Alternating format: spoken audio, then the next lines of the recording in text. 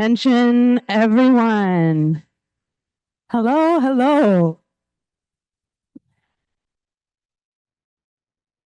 Welcome.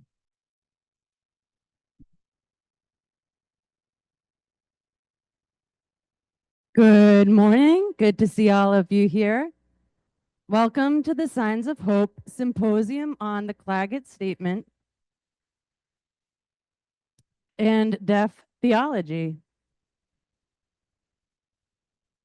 The Claggett Statement was a landmark document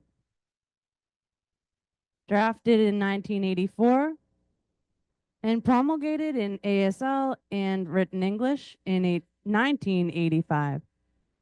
We are delighted to host this symposium and gathering as many of the original authors of this statement, as well as some of the early participants in the subsequent group, Christians for the Liberation of the Deaf Community, CLDC, are here.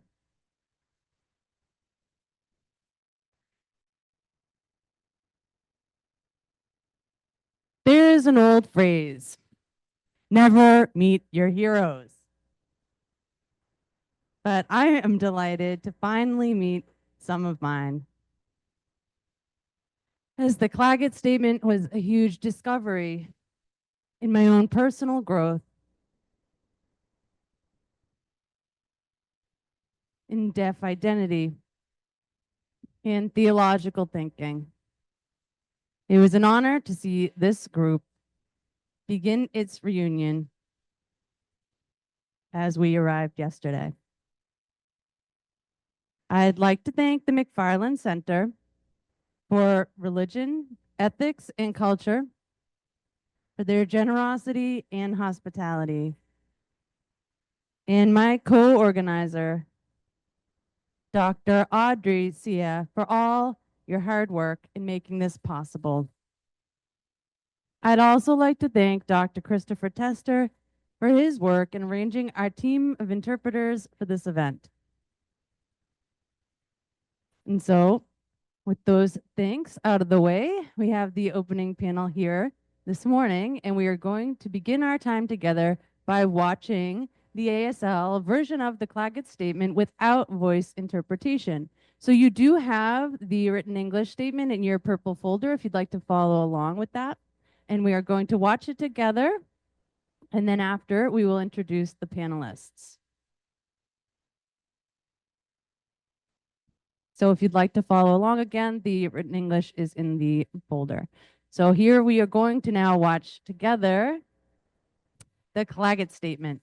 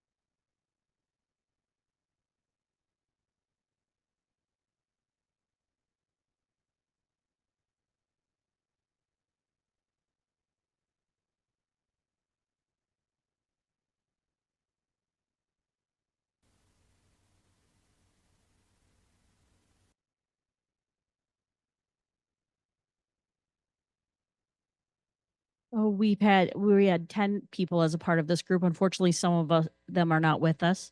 This is Mary Wire from Canada. She was a theologian. And when Grace was presenting last night on the panel, I thought, oh, just how unique she studied, and her work in theology was fantastic. Anyway, she has passed away. Um, the last I had heard before she passed away, she was in Scotland.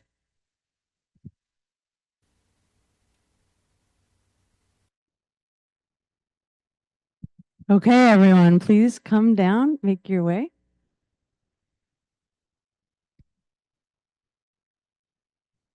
Here we have Sheila Yoder, former director of Deaf Ministries in the Mennonite Church and grandmother living in Goshen, Indiana.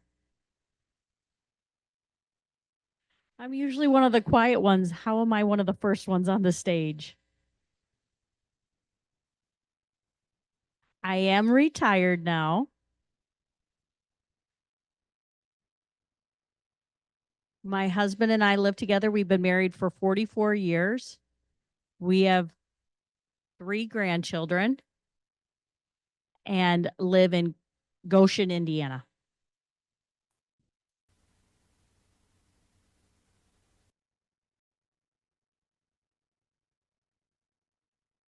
Marianne was one of the interpreters. She was an interpreter training, worked in Washington, D.C. She has now passed away as of a few years ago. Unfortunately, she's not with us in person.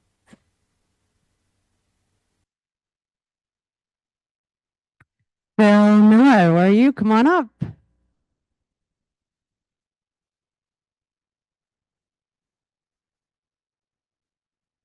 Bill Miller, a minister with the United Church of Canada in Winnipeg, Manitoba. Welcome to the stage, Bill.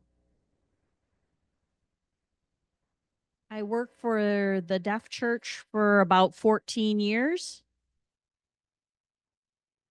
And I left that about 32 years ago. And I feel bad for the interpreters having to voice for a hearing person. Sorry.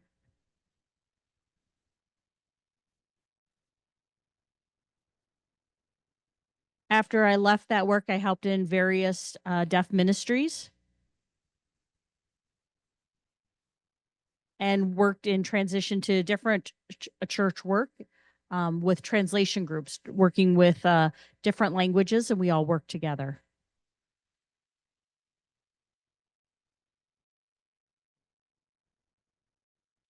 I worked with cultural conflict and conflict resolution, and I did some research, and now I'm working half time.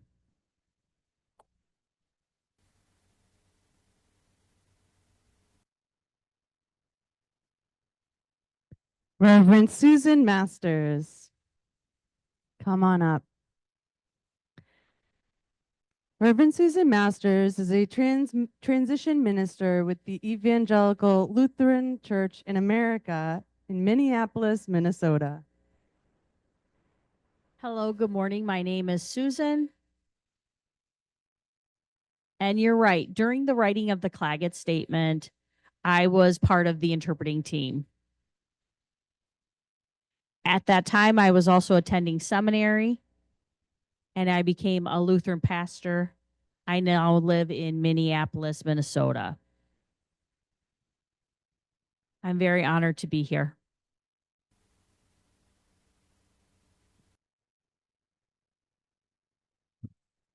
And Ella, of course.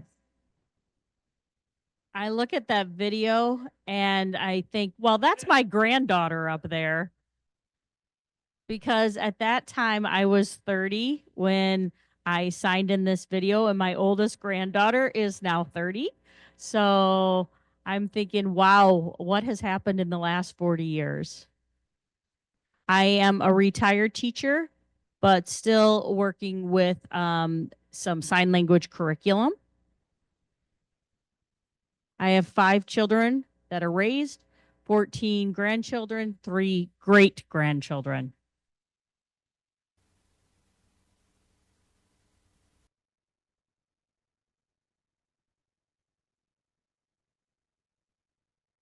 Jan Conda. Her last name is Humphrey. If you're in the interpreting field, you might recognize her name. She published a variety of interpreting books, etc. She was in Kansas City, then in Washington State. She was in a variety of places. She passed away a few years ago as well. But you can see 40 years is a long time. A lot has changed.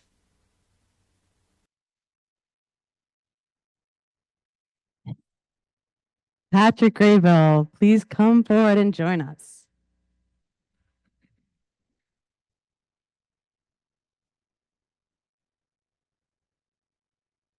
Deacon Patrick Graybill is an actor, a master poet, and storyteller.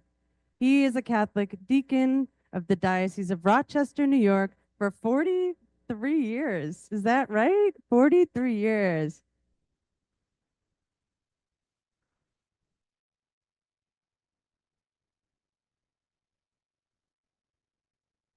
Well,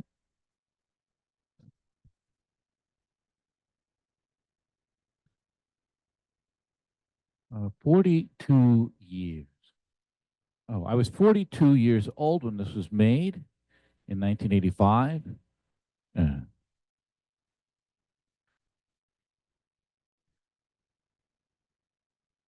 They don't care that I'm retired. They still wanted me to show up and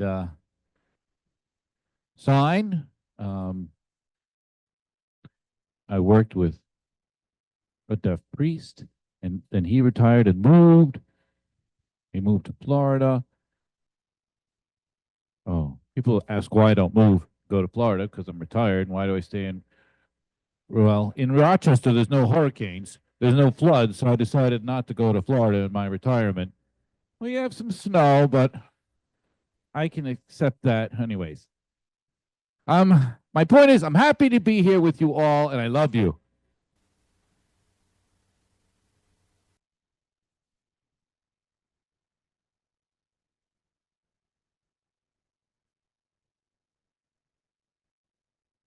Pam worked in spiritual wellness and was a prominent leader.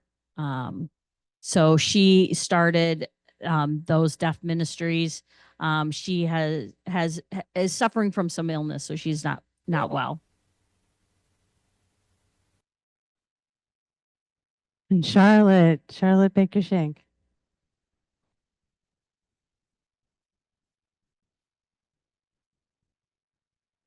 Hello, I'm happy to be here with all of you. My world has changed. I worked as a linguist and researcher at Gallaudet at that time, called Gallaudet College, now Gallaudet University. So I did that for about 10 years and was involved heavily in ASL research. It was just how beautiful the language is, how complex and rich it is. I just feel so honored to be a part of the research for that language.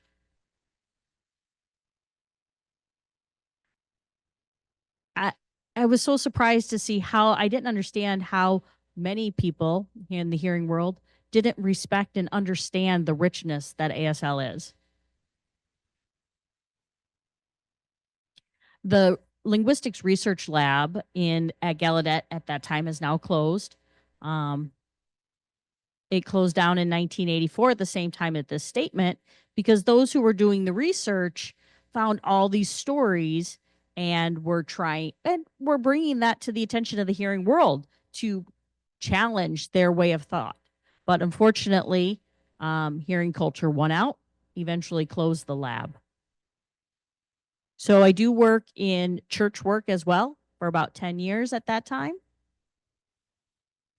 And for about the past 30 years, I haven't had a public presence.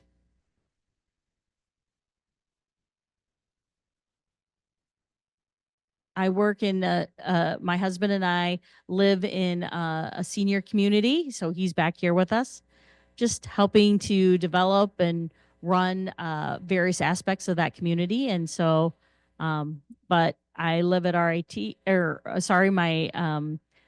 my signing is a little awkward because it's been a while since I've been using the language, but I'm just absolutely thrilled to be here with all of you.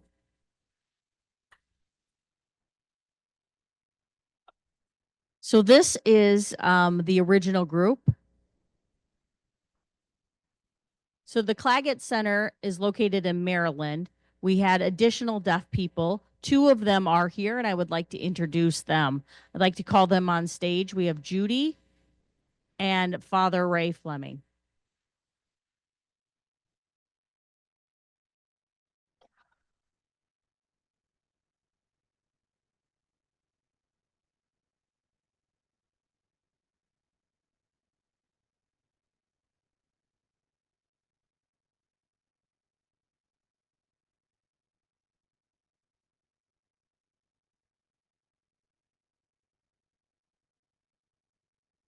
This is my sign name with a J in the middle of the chest. My name is Judy Go.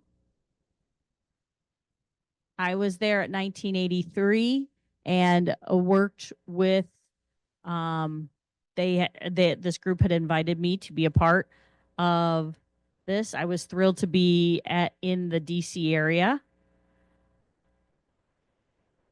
I have a strong Baptist, born and raised. And so for me to be a part of this group, it was a new learning opportunity.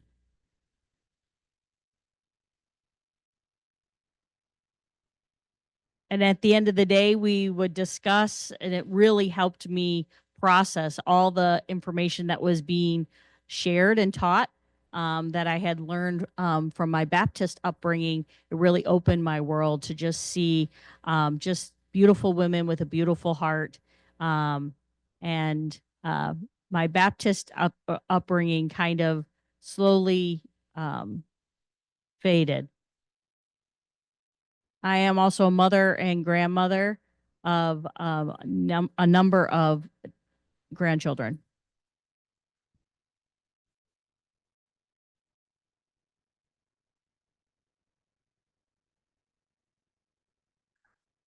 Okay, introduce yourself. All right. Seems that I win the prize. Okay, thank you, thank you. You saw that video. Man, Ella could really sign well, huh? Movies. Really inspiring to me to see Ella and Pat using, one word I used to describe that often is inspiring, like fire. It's like her fingers are on fire. It's so inspiring.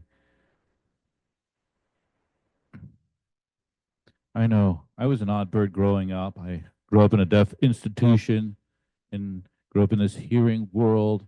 I had family, a good support from my Catholic family, but I was isolated. And then when I got into Gallaudet, wow. I had a taste of freedom at Gallaudet. I became Catholic priest, but to see that fire was really inspiring to me. And I became a pastor at an ASL Catholic parish. And I thought, I became a parishioner at an ASL Catholic parish, and I thought maybe I should become a deacon. But then after seeing that movie, and joining that group,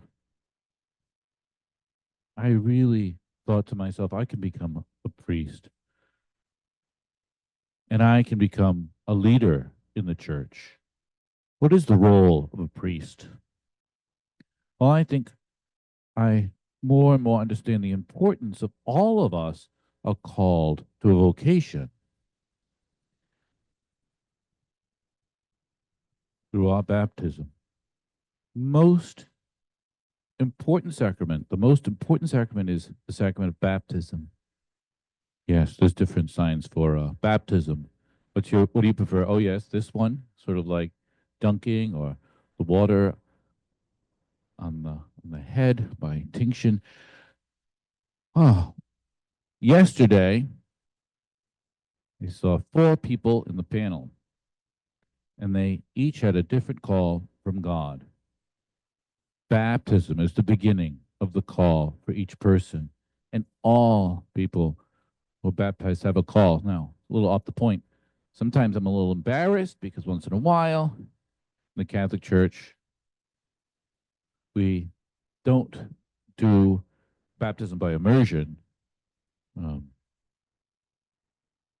we instead do baptize the baby's butt. We don't dunk them all the way. We just dunk them a little bit, and just the butt gets wet. Oh, I don't know.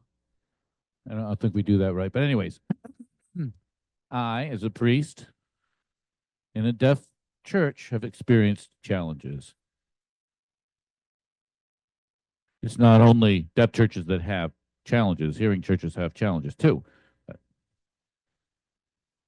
In Rochester, we celebrate Mass, and I have the responsibility to go to meetings in Rochester and to explain to the church at large what we do there at the deaf church. I think it's, yeah, they want to know how they can help us, and I think it's the wrong question. We really need to be able to tell them, what can we do for the church at large?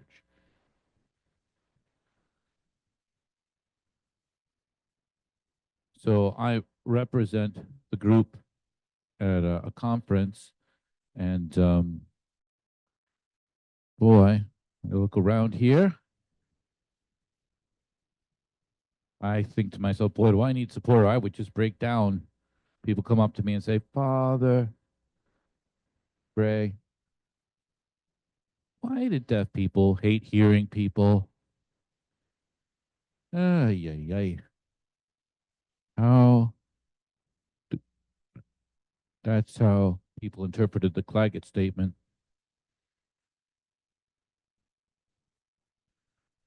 So I worked at the Deaf Catholic Church at Gallaudet for 40 years, and this year it'll be 41 years. I mean, in Rochester, New York, I worked there for 40 years. It's been a blessing and a curse to use my voice, to take up my voice in the hearing church. But I can't be afraid of that church.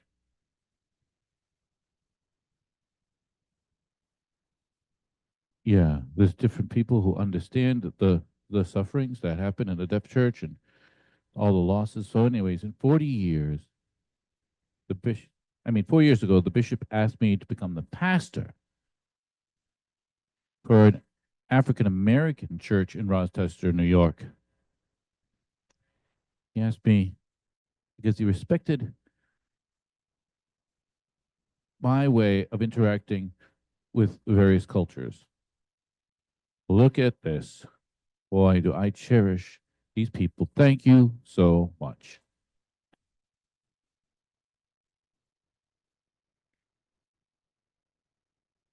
Just to add a little bit, Judy and myself, as you know, we've been together for 42 years. And we have traveled around and been to various churches, and we have some hearing children, deaf children, and we've always tried to find a church where we would fit. That has not been an easy journey.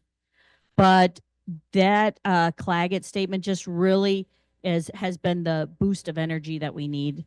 And we've been involved in the Episcopalian Church in Fremont, California. We've established our own deaf Zoom meeting that focuses specifically, it's open to anyone. Anyone can join us. But those who typically join us are from the LGBTQ community. Those deaf who really are knowledgeable about the love of Jesus and scripture and theology have been able to find a home there. And so we're very happy to have that group. Anyway, I would like to say, to give you a context of the Claggett Statement in 1984, at that time, what did the world look like for us and the deaf community? And so what we really, yes, there is no mention of cochlear implants. We talked about our language. We talked about at mainstreaming. And at that time, signed exact English, was really at its height. And we have actually seen a decrease over time. We've seen that flip where people have accepted ASL, but at that time, that was not necessarily the case. So that is the context of the Claggett Statement. The AIDS epidemic was prevalent. Many people were dying as a result of AIDS. There was a lot of persecution at that time against certain communities. And at that time, this was pre-internet, pre-technology. So communication was through snail mail and TTYs. So there was no Facebook, no social media, none of the technologies that we have now, video phones, etc. Again, Deaf President Now hadn't even happened. That happened in 1988. And intersectionality, that concept was by LaCrenshaw and was later as well. And we as the deaf individuals and in the LGBTQ community, trying to find our identity and who we are, the schools for the deaf, the residential schools for the deaf, the mainstreaming, all of these facets, which we now call intersectionality of who we are. ADA had not yet passed. That didn't happen until 1990. So this was pre that time. So that gives you a context of why we gathered. And I'd asked Sheila to talk about how we got together, what happened, Charlotte, interpreter correction, Charlotte, to talk about how we came together. Sorry, that was the interpreter error. My apologies.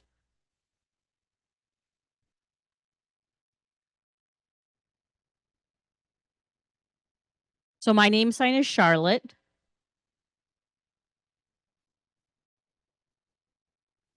In 1984, this group met. We hadn't called ourselves anything at the time. And we just kind of called ourselves the Claggett Group for a few years. And then later we were called the CLDC. Who came up with the name? I think it was maybe Pat and LMA. Anyway.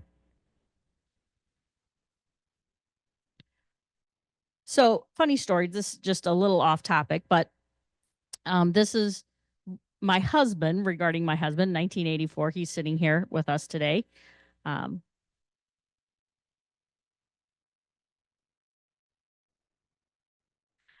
I said to him, remember I was doing this research, and I would come home and I would tell him how powerful it was learning about ASL and the research into the language. But interpreter training programs, the interpreters were not really fluent in ASL. Most of the interpreter trainers were hearing. And churches didn't have a strong sense of the language of using ASL. They didn't have a lot of deaf leaders. And I was doing all this research about deaf culture and the language of ASL. And there was a woman who's not present with us. Her name is Pam. She's ill. She wasn't able to travel to be with us today. She worked on the Mennonite Board of Ministries. And she had such a good heart. She really wanted to, pursue this. And she saw this conflict of the rich research that we are seeing in the lab about ASL and what was happening in the world, interpreters and the use of sign language. And she was intrigued. So she called in 1982, and she had asked for an interpreter. And she had called me because she saw my husband's name, Phil. And he had written an article, a publication, and I had just changed my name to my last name. And she asked me to be involved because I was doing research, and she saw that she wondered if I was a Christian. And so she called and asked, and I responded yes. But I was hesitant because at the time, who was oppressing the deaf community and the deaf church was maybe hearing Christians, that they were really controlling and managing the deaf Christian community. And so when she asked me if I was a Christian, I admitted I was. She asked if I was willing to do a workshop to talk about Christianity and the deaf community. And so I did collaborate with her and LMA. And we had worked together a few times teaching. So we had become friends and colleagues.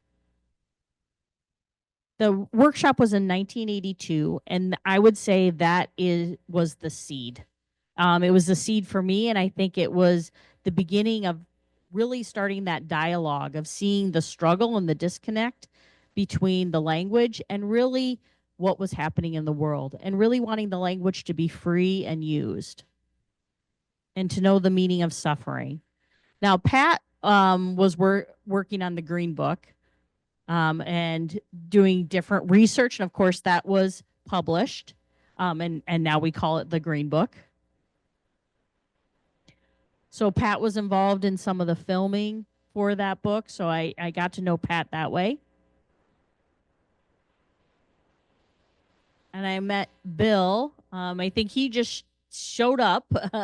Yep, he kind of came on the scene with Sojourners, which was a publication. So I got an opportunity to meet Bill that way. And I met a few people over those handful of years. And Pam, who had called me, asked maybe we should get together and have a discussion about the disconnect that we see, the struggle within the deaf community, and what's being taught on the gospel, on the good news, and how we could really connect the two. So I reached out to a few of these folks that I had met, as well as Jan. I know her from the interpreter world.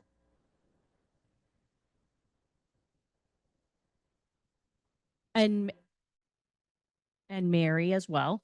She was another Canadian deaf woman. And Susan and I had worked together in some church work. So the group of us got together. But before we arrived, we did a lot of homework, a lot of reading, and LMA, what she was talking about, the poverty of the world, the struggles in the world, and how Jesus calls us to encounter those struggles. In reading liberation theology and studying, here in America, we looked at Black liberation theology, prayer, what the power of prayer, how does that fit in? And all of this research and reading, we did all of that prior to coming together. Plus, each of us did some self-reflection about what this means for us individually. And then that's how we kind of developed this statement of beliefs. And we started to share that, where we talked about what we thought and how we would interpret these concepts. The meeting itself was 4 days. It included Bible studies, morning, noon, and night. We had prayer, morning, midday, and night. We had topics that we would talk about, and it was just an inspiring opportunity. Like Father Ray had said, just that fire, really, we built strong connections over those days, and we became really just solid friends that we really became, that we loved one another as friends here. And this experience and this beliefs we wanted, that's how we drafted this document. And we had a big pieces of paper and we wrote out what we believed and we shared ideas. So I'm going to pause.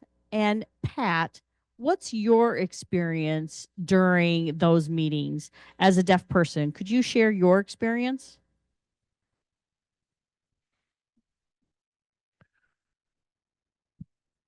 I was born deaf.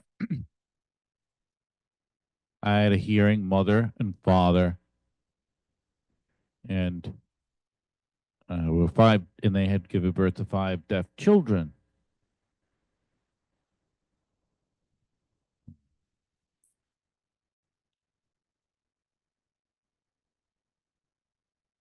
You know, conflicts are not so important, but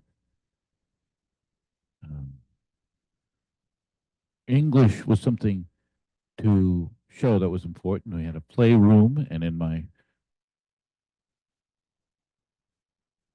playroom is a place where we could use ASL when we were alone. Otherwise, the importance of English was so emphasized. And they were saying, you know, English is going to be so important for you later on in life. But how can we do it? It's so hard to understand. In the Catholic Church, I grew up, and I thought, like, how can I understand everything from a hearing perspective in the Catholic Church?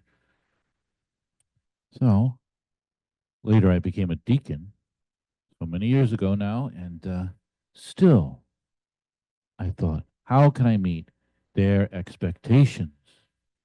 So when I got involved in this group, I had I cherished my Catholic faith, but I understood that I had to focus on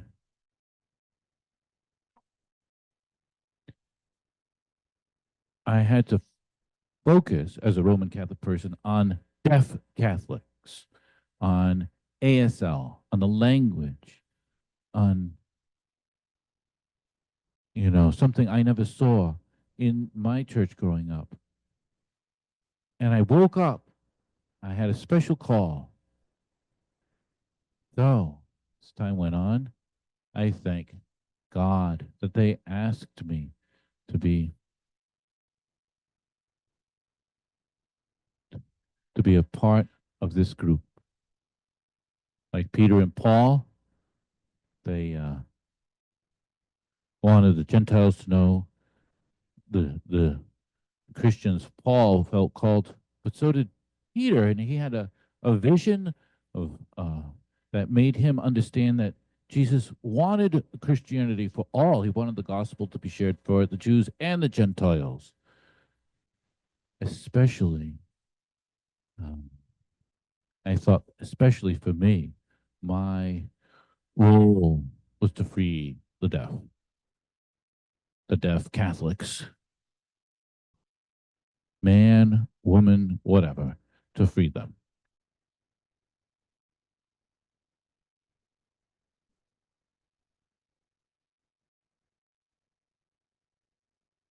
Wow, what an honor it is to watch this group process and think aloud together. You know, for the people who aren't here today, especially for Pam, who, you know, wanted to be here but who couldn't be here during this conference, just looking back and thinking, she's involved in Arizona. So I'm thinking about medical approach, wondering, you know, looking back over the years, with the group that we have here, what is the goal? How can we have conversations about medicine and healthcare? You know, you use the word fire a lot.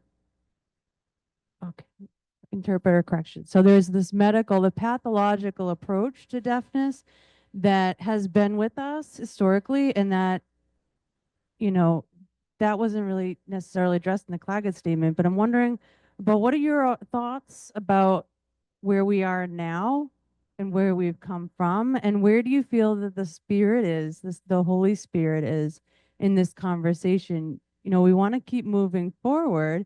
We want to kind of get a sense of where we are now. So, you know, I'm the moderator, but really I'm interested in hearing about your process over the last 40 years and where we've been. So we've developed this workshop that we are having here.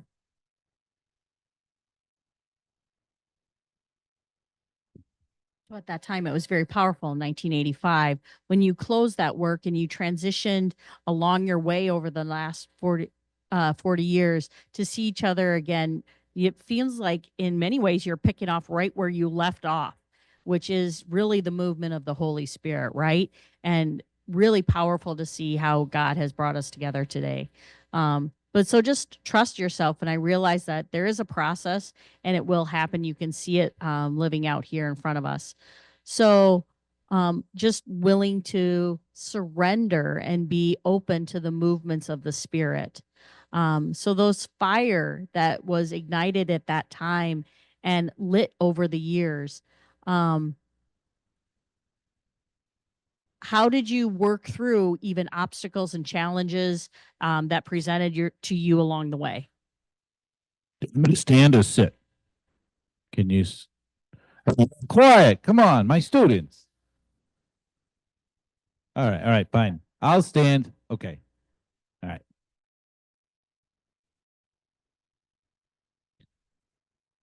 You remember as I worked through Gallaudet, my story from last night, you remember that? My students at Gallaudet,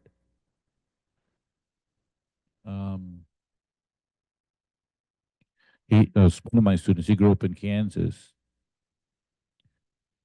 He became my history professor. And so when I joined the the CLDC, we were discussing his teaching on all teaching throughout America. And there were 6 different ways of teaching the deaf community. All right, I'll try to make it simple. Keep it simple. Keep it simple, or keep it simple. Simple.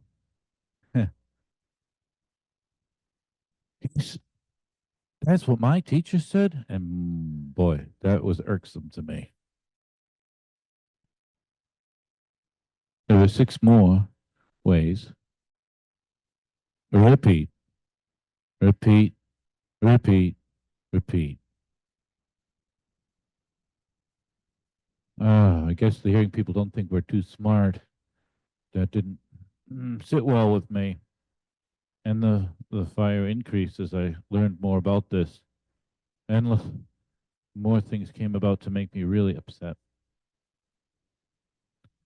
But we shared this fire, and we wanted to have others look upon us as equals as God wanted.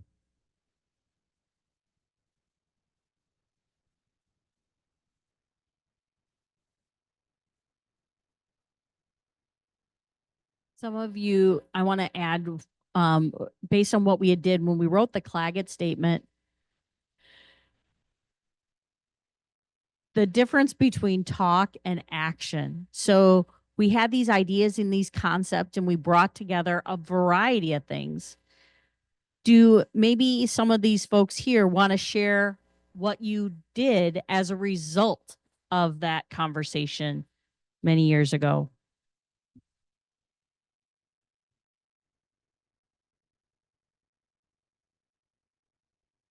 When I first came up here, I realized they talked a little bit more than I did. I kept it short and sweet, so I'm going to add a little bit more now.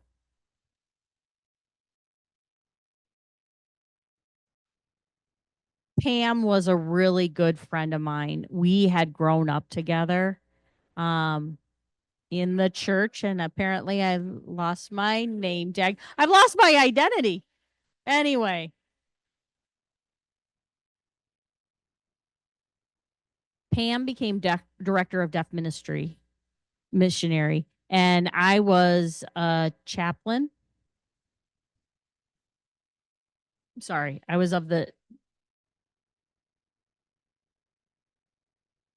So that was my denomination. And Pam had decided to step back from that position.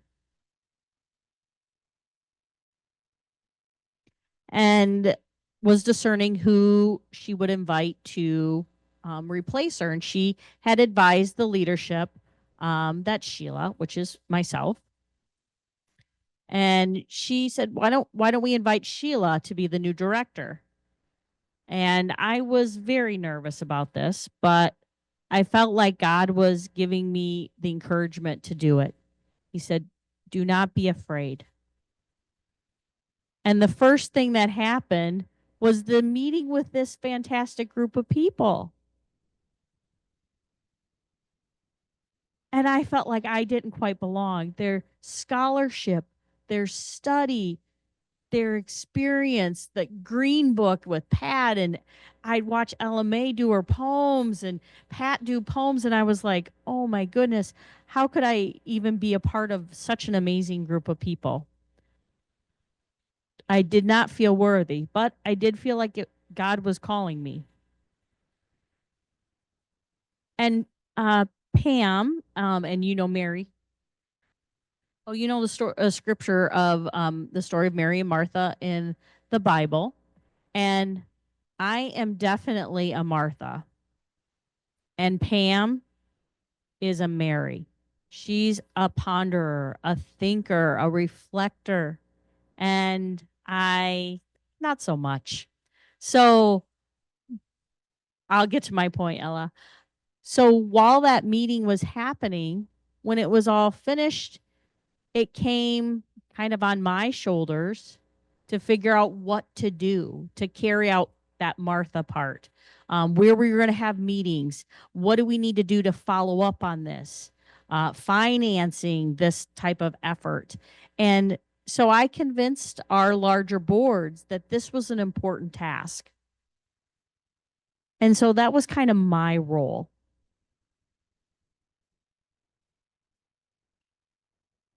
Recently, Ella showed us letters that she's been holding all this time. And I read through some of these letters and it reviewed all the things we did. And I was like, wow, how many different meetings we had hosted and to get this word out. But at the same time, I just want to say I'm so honored to have been a part of this group. Thank you.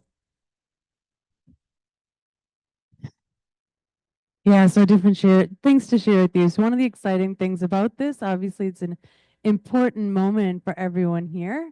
And we know we're just gathering our collective experience and we're going to be sharing it and treasuring it and keeping it in the archives too. So this workshop that we're having here is being recorded, it's being live streamed, and it will be preserved. So we are cherishing our rich tradition and history as well as keeping this moment available for the future generations. So more to add to that.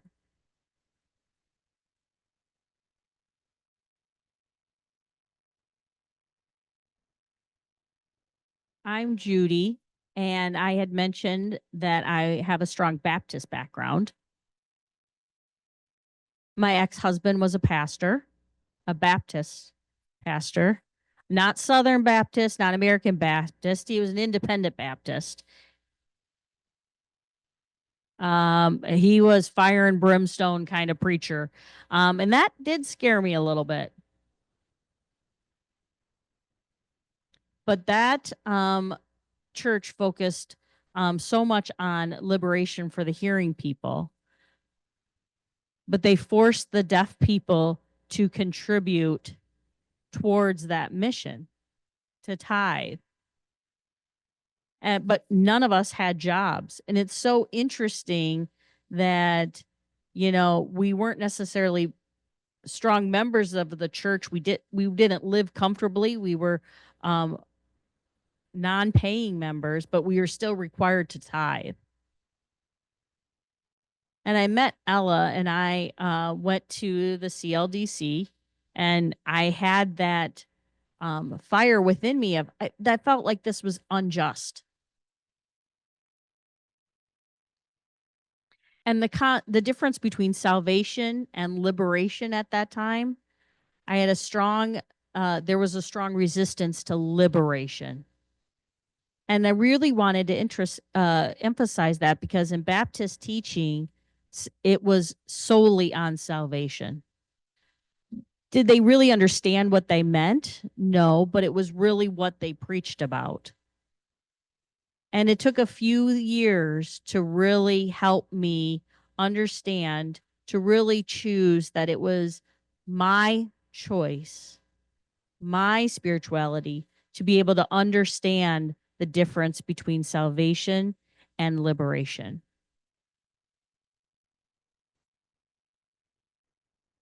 And I feel we miss out a lot when we don't consider what liberation means. That we as deaf people can be liberated if we choose, if we make that decision. We need to see ourselves not as trapped, that I can't because I'm deaf. I can't do this because I'm a woman. I can't do this because all these oppressive thoughts have been ingrained in us, in our upbringing, and that dependency. And we need to allow ourselves to be opened so that each person, like me, can begin to see the real meaning of being opened, being unwrapped, being unimprisoned, and seeing ourselves for who we are, which is beautiful. Like the trees and the grass are green, we as people can be happy. We want to grow. We want to be free. We want to be in a world of freedom. That is what's so powerful. And it's beautiful. And I want that for each and every deaf person and hearing person. We need this. And we have this chance to be opened. I pray and hope that each and every one of you will be opened and willing to bring yourself and show yourself, not tell, but to show how to walk with somebody and how to be open, to be liberated from that oppressive mentality that has been ingrained, to be opened mentally and emotionally. At this time, this is the time as we work together for freedom, to be liberated.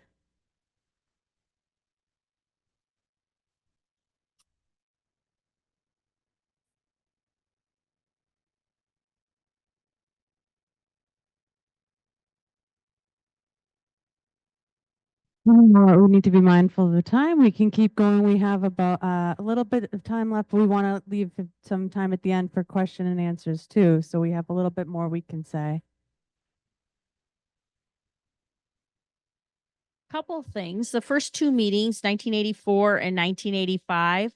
But then after that, we kept going and kept working for about 10 years. We started to see Bible translation. There was the Omega program, and it wasn't captioned in English. It didn't have a translation, nothing in ASL. It was English signing, word by word, and we realized that was not an ASL. So our group saw that project and thought, well, why don't we provide some feedback to them? And we wrote a letter, and we thought they would be upset for criticizing them, but actually they were very open and welcoming and appreciated our feedback, and they invited us to be a part of it to make it better. And so we became part of the project to change the translation to be a better translation, not just English and not just captioning. What did it mean? We analyzed the words in Hebrew. What did they mean? And then translated it to an equivalent meaning in ASL. And so we set up a process for that translation for the ASL Bible translation. Then there was another program that started, Signs of Hope, that Kirk had mentioned, which is we're so grateful for. And that program produced stories of deaf people and their experience. It was all filmed and collected. And then we analyzed, Ella and Pat signed scripture teaching. What did it mean and how it was related to what they saw? So that was part of the Signs of Hope project. We had 5 videos. We would talk about somebody who had experienced oppression, experienced what they had experienced, their experience of suffering. Oh, I had a neighbor. It was 5 different topics that we talked about under that project of Signs of Hope.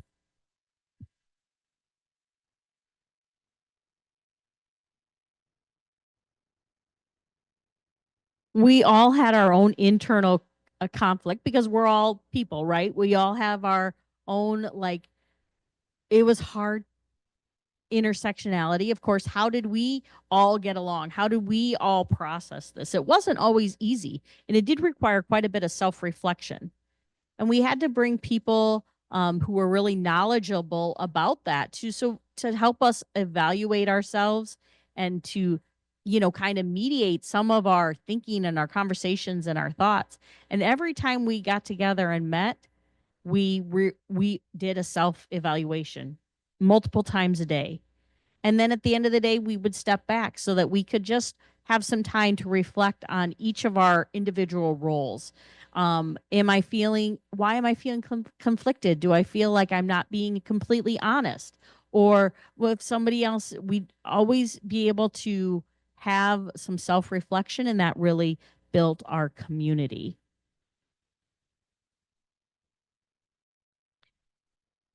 And what to do about that oppressive experience for the deaf community. That we have a community, tools for community organizing. Yes, thank you, Ella, helping me with the signs. And at that time, I didn't really know much about it. So we invited a person who was very knowledgeable in community organizing to teach us, to learn how to do that so we could go forward on the national, organically, naturally come about as we progressed and developed. So, and then what we learned, we wanted to bring out to the world and teach and share that information. And we continued that work for about 10 years. Yeah, we would add new members along the way as we saw different skill sets and talents that were really a good fit for our group. And we did some traveling, but not all of us are perfect people ever. It wasn't perfectly smooth, but we just kept going. The most important thing is that we can't expect perfection from any of ourselves, but we are committed to being authentic and honest and persevering and working through any challenges we experience and seeking our common interest. What was the question? Yeah, so what have you been doing in the time since? How have you been helping and expanding the world?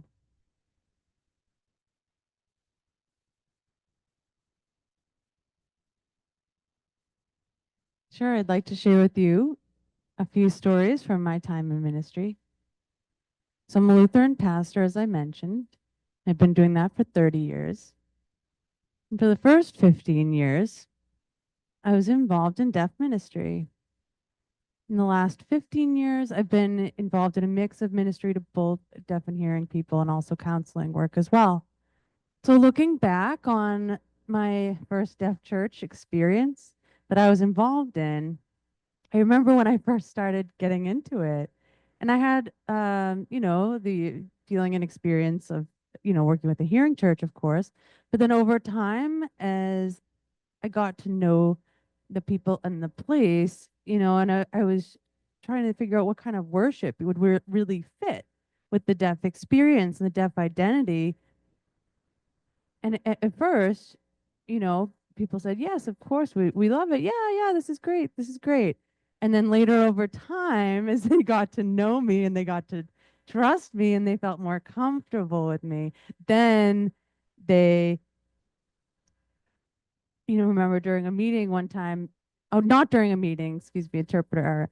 I finally gained their trust and someone said, yeah, there are things we don't like. There actually are a number of things that we would want to change. So we did then start a working group of people who were committed to the process and talking about worship and how to make that experience something that is their own way of worship that is more deaf culturally appropriate. And then during that time, we had the Claggett Statement that we were using as a tool and as a frame of reference. And I showed that to them, and we started to think together. And I think it was hard for them at first, because they did have that experience of oppression, even from the church. But they knew that the school system is this system of oppression that had been internalized, and the pathological approach, and all these different experiences of oppression. And then they kind of carried that into the church environment and said, no, we can't speak up. We have to, we can't criticize the church. We have to go with the status quo. And it's God, we can't say anything. They were reluctant to criticize the church, and but eventually, with that comfort and with that permission to have that dialogue, we were able to begin to bring about change and transformation. And so to help them to criticize the church and be critical. And so that group really taught me so much. And I'm proud to say that that church now, when you walk into it, it is a strong deaf church.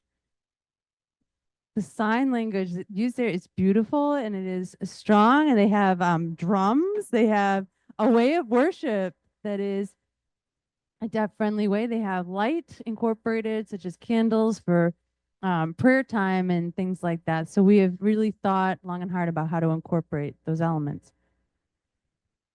So 2 brief stories that I'd like to share with you to illustrate my point. I think it was my 3rd year in ministry there. They had never seen a deaf person preach before. So one woman named Dorothy. Oh, it's wonderful. I'm so proud. She's actually a deacon now, a Lutheran deacon, which is wonderful. And she was such a skilled preacher. And she is someone who is deaf of deaf of deaf, culturally deaf, big D deaf, deaf family, in many generations going back. And so I had asked her to preach. And one Sunday she did agree to preach. And I remember an old man, Homer, I asked, this is permission to share the story with all of you. And he said yes. Homer was 90. And after Dorothy preached, they spoke. And he said to her, I'm 90 years old, Dorothy, but today is the first time I've actually ever understood the gospel. I see the faces. I see the reactions of people in the crowd relating to that. So that's one really important story that I wanted to share with you. And the second one is about a weekly Bible study that we had. We would have these great discussions in studying the Bible, and then one question that we would always end is, what's one thing you've taken away from this evening? What's one thing you've learned? We would just end in that same way every time. And I remember about 3 months later, Oh, one of my favorite humans in the whole world, Mary Jo. Again, I asked permission from her to share the story. I asked, what is your takeaway? What did you learn? And Mary Jo got up there and she said, I learned I am not stupid. The Bible is confusing. And I finally understand that.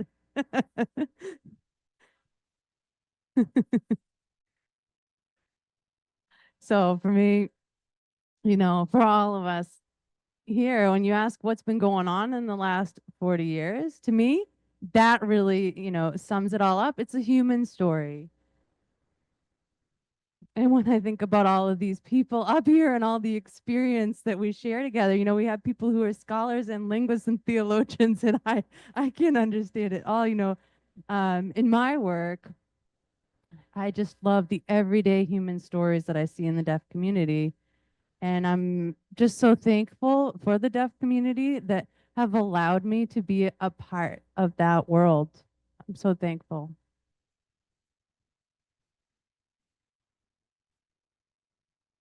All right, now it is time to transition to our Q&As. So we're going to ask,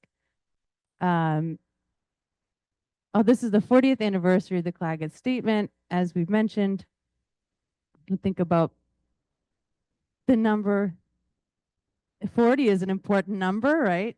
Obviously. So what does that number mean to you? So the number 40, what does it mean to you? Tell me, what does it mean to you? 40. 40 days, all right, 40 years. It means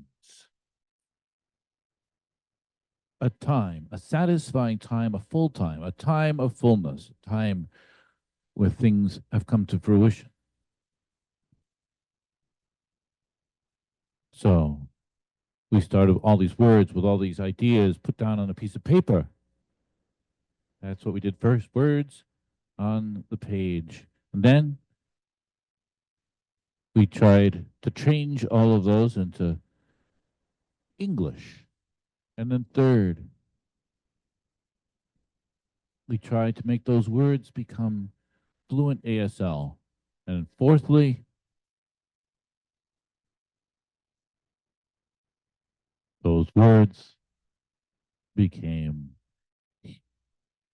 flesh because they became involved in politics and empowerment, and we put them into action. Oh, at last, the last word, it becomes you. At last, these words become you. 40 years later, we arrive here. His word, his idea and concept are now yours. In the Claggett Statement, now we're old here. We're done. Now they're yours. So go ahead. Who are you? It is your responsibility now.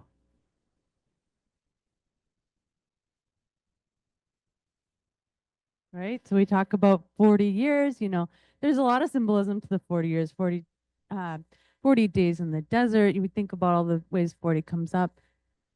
But then we think about our journey and how we, after being in the desert for that long time, we've been led to the promised land. So we think about how does that apply? When Ella May is signing, when we watched her beautiful version of the Claggett Statement. And we saw how God saved us from the Noah's Ark, and he saved us from slavery in Egypt. And then we think, it was 40 years in the desert, and we put that down in the statement, and now we have it lived out in the world, and now we start the next stage. The next 40 years begin now. So I want to thank you all for all that you've done. Open for you to have some time now for questions. So if you want to ask questions, you come up here and you sign your questions. If you can sign so everyone can see you. All right, questions for the panel. We have a few minutes. All right, I see someone out there. Okay. Come around here if you have questions, and you can sign them, or if you voice, or we'll give you the microphone if you need to voice them. Okay. And we have interpreters over here who can help you out. All right, I'm going to move over here.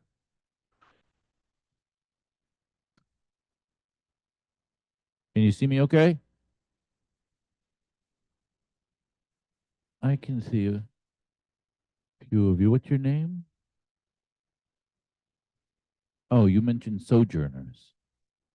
How does that apply? How does this magazine apply? I feel like I'm proud I subscribe to that, to sojourners. And how is it involved in the Claggett Statement? How does it mesh? I don't know exactly how it's all coordinated together.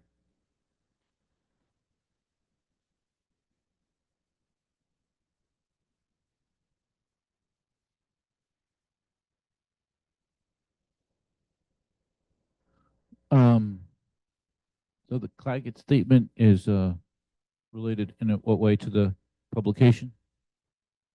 So, Sojourners, I'm proud to say, is when I was in Washington, D.C., I worked for NAD in 1979 to 1981. Before this group came together, the CLDC. And I was involved in the church at that time, and I worked with Charlotte. We had been good friends prior to that, and she started attending church, and it was hosted by the Sojourner community who was doing that publication, and I think that was Northeast DC. Northeast DC, yes. Very poor area. And it is hosted in the basement of like money was very poor, very limited. So it was like they hosted in the basement of this building. That's where they would hold their worship. They would um, had music, and I would go there. And Charlotte would an interpreter. There were a few other people that were interpreters, and we had a few more deaf coming. And I just enjoyed. That's where we started to get to know people. And so after a couple years, I left, and then I'll turn it over to Father Ray here. Okay, I think I'm stable. Okay. How many of you have read that magazine, Sojourners? Okay. Most of us have. I did an interview with that magazine. And after that, there was the Claggett Statement. And then I learned something very important about who I am. I am Catholic. But am I still Catholic? No. I'm a Catholic who's still trying to become a Christian. So the Sojourners helped me develop that idea that idea of social justice, of working for peace, of living together in peace despite diversities of opinion. That magazine helped me to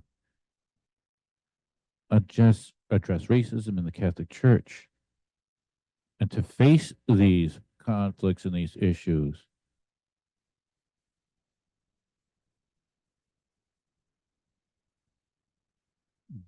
Oh yeah, I always forget to get this wrong. The rainbow, that community, that something their thoughts and their feelings, their situation have to face that. And so I'm still subscribing to that, and I suggest everyone please subscribe to that magazine that can help us face conflicting issues. So I think we have time for a question from the audience. Father Mike Depsick. Okay, so I'll get to a place where you can see me.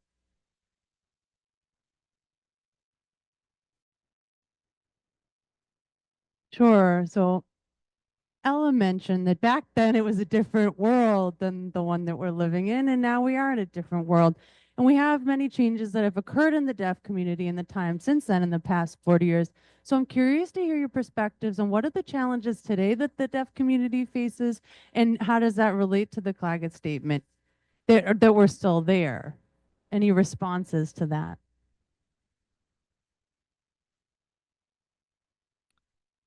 Yes, I think Father Mike makes a really important point.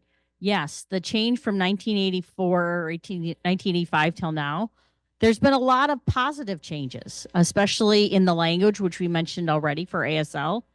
But now it's become more of an expectation. At that time, though, ASL was an embarrassment. It wasn't used publicly, openly. It wasn't well accepted. And it was accepted that, people didn't know sign language. It was much more frowned upon to use it. But I feel like now we're much more liberated. We have a lot more videos in ASL. We have a lot things more accessible, more out there, ready for people to see. Whether you sign or don't sign, I feel like it's very, you can go out to a restaurant and sign. You don't have to be embarrassed about that. But yes, there are still challenges. While we've made headway in some areas, we have digressed in other areas. I think we still struggle as a community with our identity. How do we are positively affiliated with the disability community, but also not, and how we view ourselves. And disability is definitely more focused on the individual, but we are much more of a collectivist community. But just that idea of struggle of like being together in community and being proud to be together in community. So I think there's an improvement in understanding, but it's an ongoing dialogue. And there's still a mentality that deafness is something that needs to be fixed. The medical pathological view is very pervasive still in today's society. And so we recognize individual choice and parents' choice, but that does affect the individual person. We don't have the power to influence deaf children in a way that would really promote deaf identity. So I do see that still as a struggle. And then genetic engineering with technology is fantastic, but how does that affect deaf people? And of course, this is my own personal theory. I'm just throwing that out. But if we lose deaf people from the earth, we will. It would be a huge loss. We don't want to lose that gift in our world.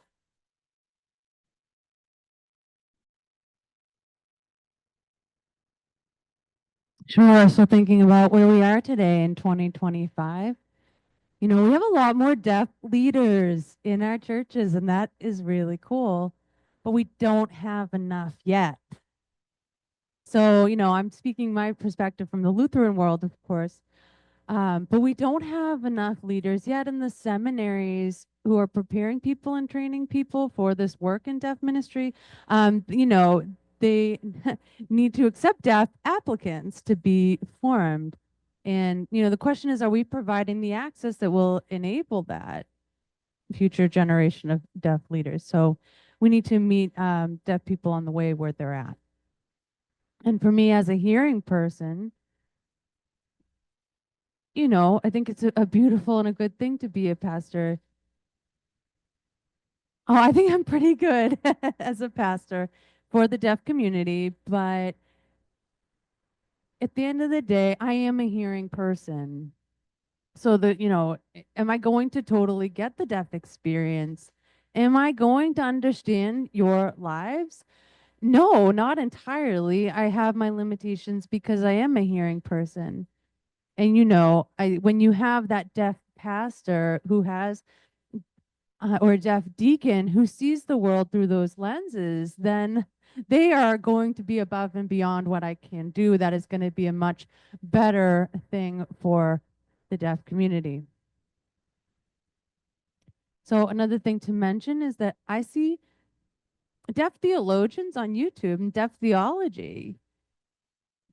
And oftentimes when I listen to hearing theologians, you know, go on and explain in depth the concepts and things that they're studying, I get a little overwhelmed and I think, okay, yeah, that's enough of that. What are the deaf saying? And they say it so much more clearly. So for me, I think I benefit, you know, there's a benefit to having deaf leaders who are skilled in deaf theology, who are trained for that work. And to have those resources that are available is a right that we should have.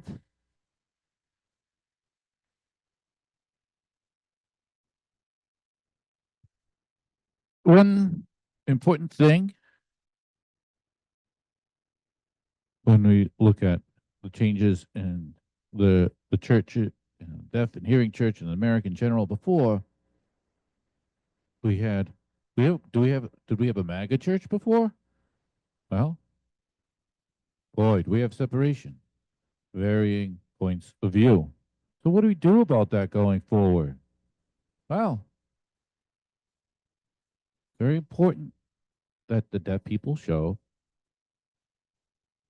that we have, can we show that we have acceptance even to the MAGA people? Remember, I used to be a military man. Oh, I'm Canadian. Sorry. Remember, I'm Canadian.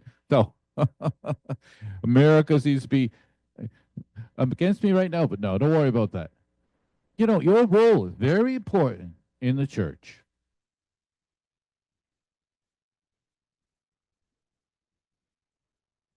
Okay, so wrapping up here, again, I want to thank all of our panelists. Warm round of applause to everybody up here. Thank you so much. We so appreciate your work and keep the fire going. Spread that fire.